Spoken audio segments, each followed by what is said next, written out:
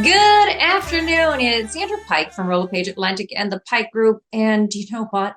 What a great day to have one of our provincial lenders joining me. And I had no intentions of talking about the bank increase that happened last night, but luck has it, I have Mike joining me this morning. So before we continue, Mike, why don't you introduce yourself and tell us where you work and what your role is?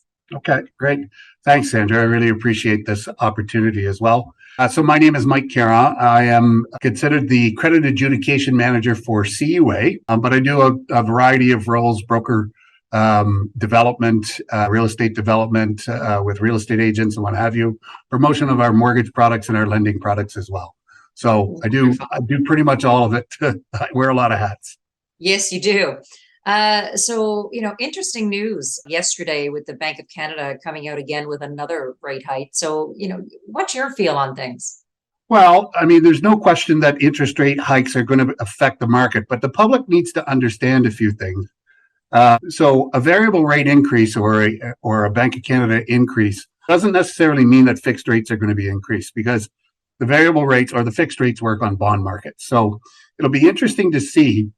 So all variable rate mortgages will be affected. So if it's a variable rate or a home equity line of credit, or even if it's a personal line of credit that has a prime plus, they're going to be affected, and they're going to be affected by whatever the bank decides to put their prime rate to. Most banks are going to go to 5.595. That'll be their prime rate. So if you're at prime plus one, you're going to be at 6.95 and so on. So those are the variable rates. And some variable rate mortgages will be prime minus something. But that doesn't mean fixed rates are going to go up. So the last time that there was actually a increase in the Bank of Canada rate, fixed rates stayed the same with the banks, and in some cases went down. So Oh, wow. I think what we're going to see, and I don't know this for a fact because I don't have a crystal ball, but I have a feeling that the banks are going to look at their fixed rates, and now what's going to happen is consumers are going to look at the fixed rates and say, okay, if I can get 5.5 or 5.6 locked in for 5 years, that's not so bad. And I'll probably stick with something like that. Or they may take a short-term 1 to 2 year fixed rate and live with a higher interest rate for that short term, because the predictions are in about 2 years, things are going to start to stabilize.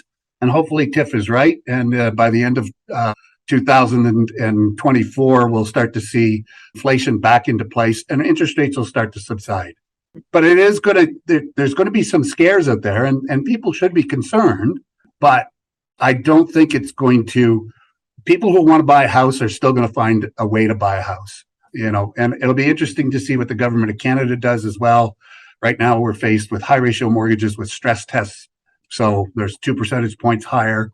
So for instance, if somebody gets a mortgage at an interest rate of 5.5%, that means that they're going to have to be qualified at 7.5%, which is fine, but it is putting people in a position, more and more people in a position to not qualify by that extra 2 percentage points.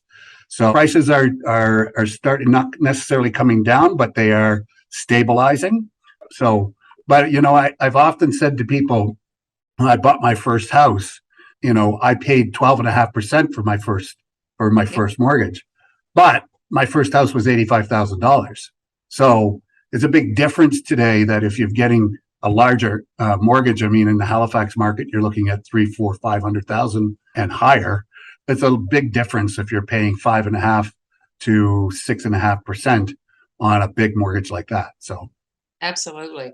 So the reason we did get together today was to talk about the CUA and their program that they have for a first-time home buyer. And, granted, again, what just happened today, this may be a great time to talk about how, we could help the first-time home buyer out there. Yeah, it really truly is. And we want to talk about this more and more. We've talked about it and we've had it for quite some time, but it's called, I know, down payment, a mortgage, which means if you don't have a down payment, you can still come and see us. And what essentially that means is that we will lend individuals a down payment. And so the target market, the best target market for this type of product are the people who are coming out of school, got decent, incomes. They're living in rental properties now that are probably anywhere from $1,800 to $2,500 a month. So they have the capacity to pay. because of student debt and a couple of other things. They have to have a car loan, or maybe they're starting a family. They may not have the capacity to save. So we will lend them the down payment, which is 5%. They have to qualify for that 5%. It's over a 5-year term as far as the loan is concerned. They have to qualify for that 5% loan payment in their total debt service ratios, plus with the mortgage payment and whatever other debts they have. And then what we'll do is, and this is the unique part, is that we give them 5% cash back on the mortgage.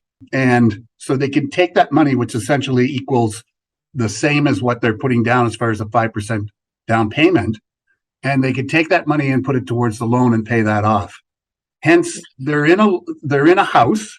They don't have an additional loan any longer. The loan is paid off. So now they're in a home probably 5 to 10 years earlier than they could have anticipated in the first place.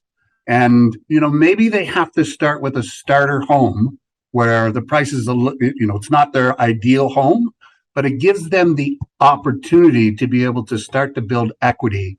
And then 5 years to 8 years down the road, they can be looking at, as their family grows, they can be looking at selling that home and moving up or doing renovations. So, so to confirm, I have 5 years to pay off my down payment back to CUA, correct?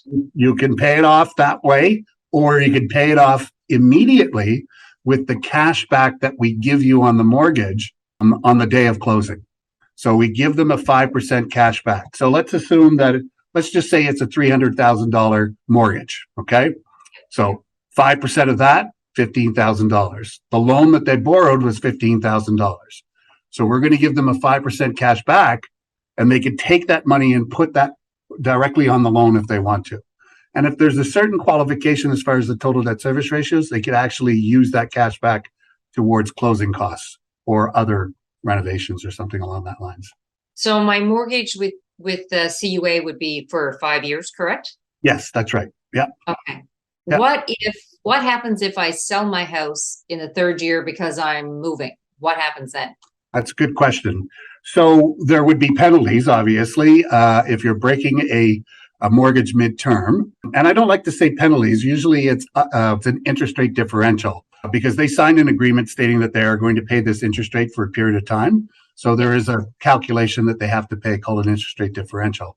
And also because they got a cash back, there would be, let's say, for instance, it was $15,000 and it was 3 years into it, then they would have to pay the equivalent of the 2 years that are remaining on the cash back and pay that back.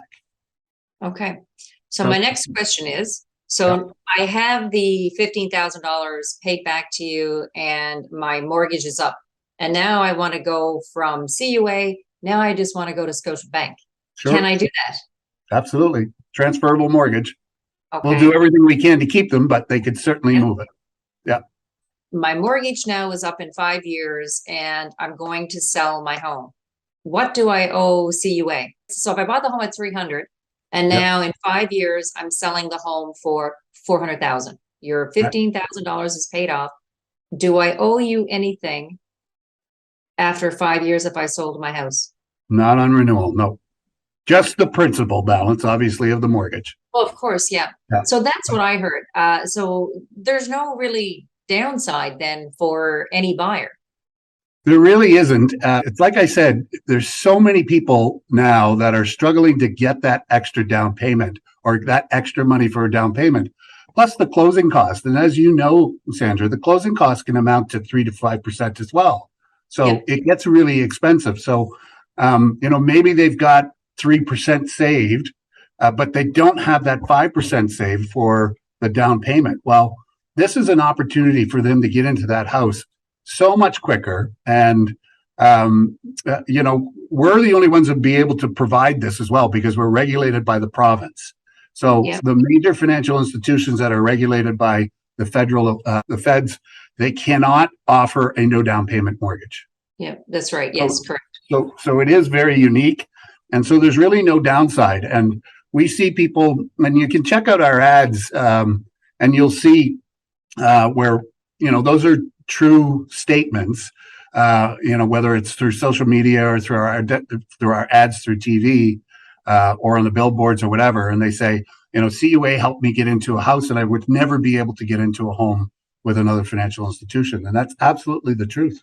No, absolutely. So, okay. I just want to ask questions if I was, Sure. using the program yourself to make sure I'm understanding, because I'm going to have to explain it. Sure. So I am buying, I don't know if you got a calculator on you. I do. Okay, perfect. So let's take it. I'm buying a $400,000 home.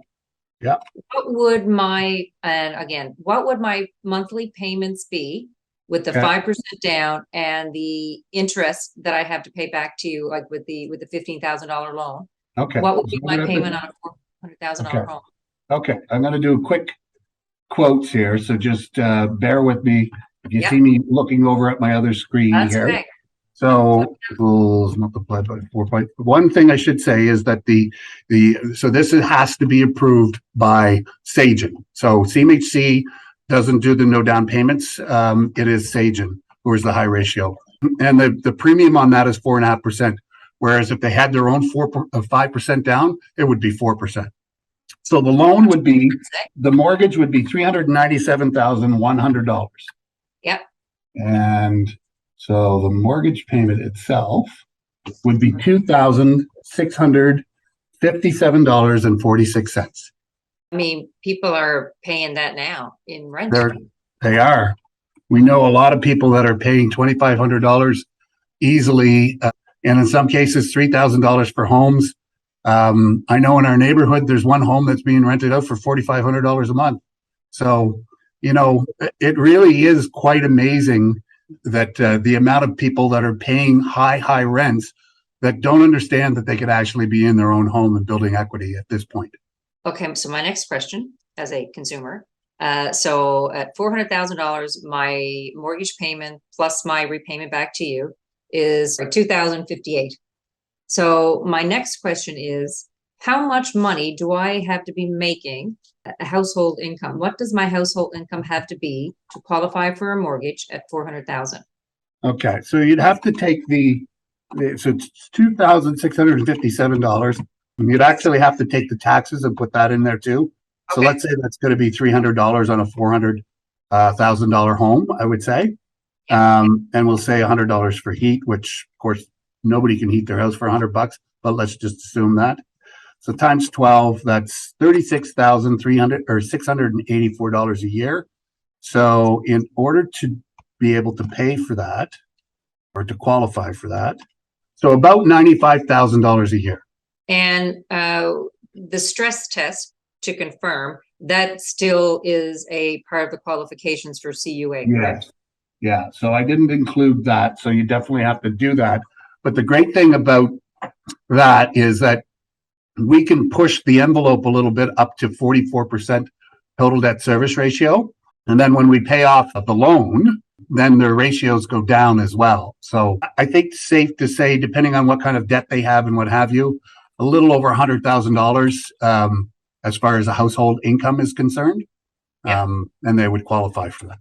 So why isn't this talked about more? I don't get it. Because if I only had to, when you look at this, the big picture, this makes so much sense as opposed to, oh my God, I got to keep saying, if I only have to save up 3% to cover de-transfer and whatever incidentals that, come up during closing.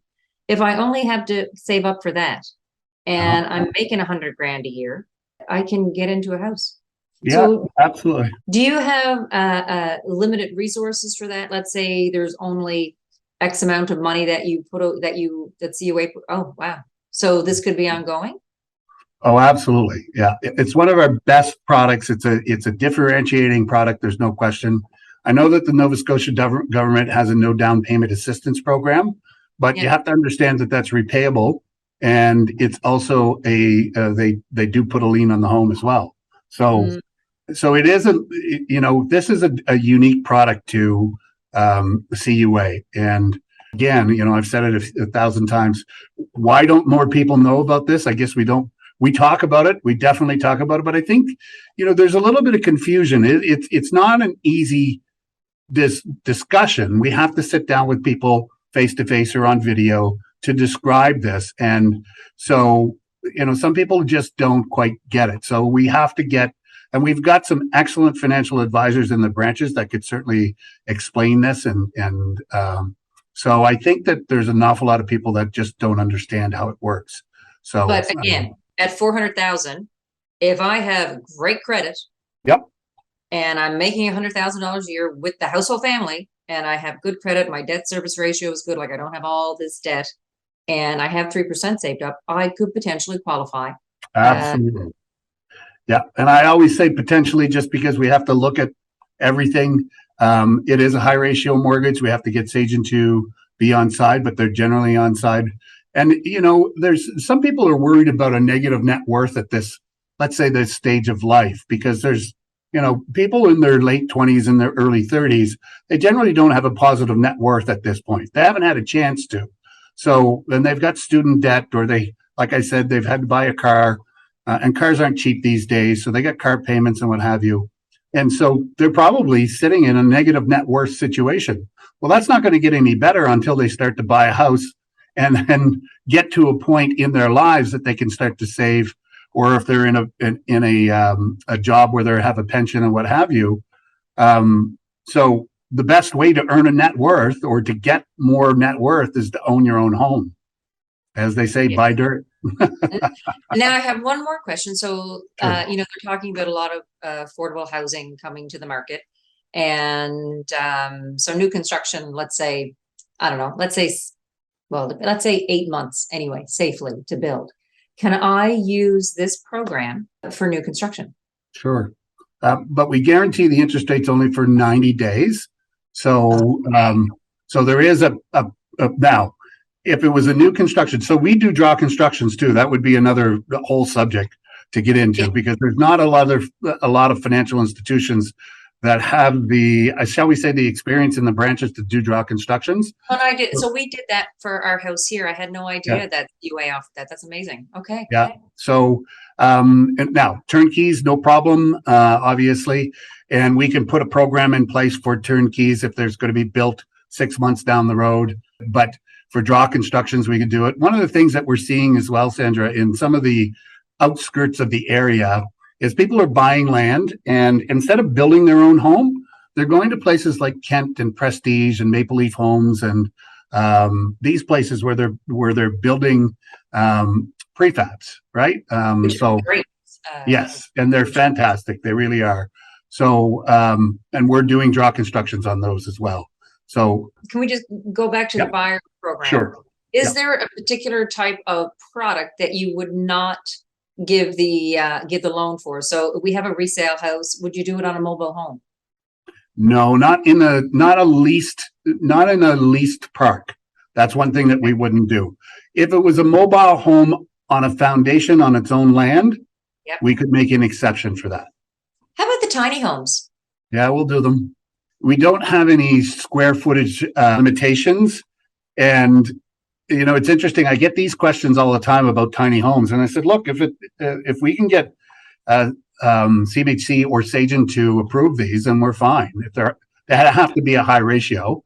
But, CMHC and Sagen do not have limitations, as far as I know anyway, because I've got, homes as small as 500 square feet approved. So nice. That's really small, but the fact is there's some people that are looking at this and, they don't need all the space that maybe we're used to. And they're perfectly comfortable with having a tiny home. Oh, I think it's great. Well, Mike, I just this was really good for me even today. Thank you, because I didn't know all the ins and outs of the first time home buyer program. So thank you for this today. I totally appreciate your time. Well, thank you, Sandra. I really appreciate being invited, and all the best. Thanks so much. Thank you.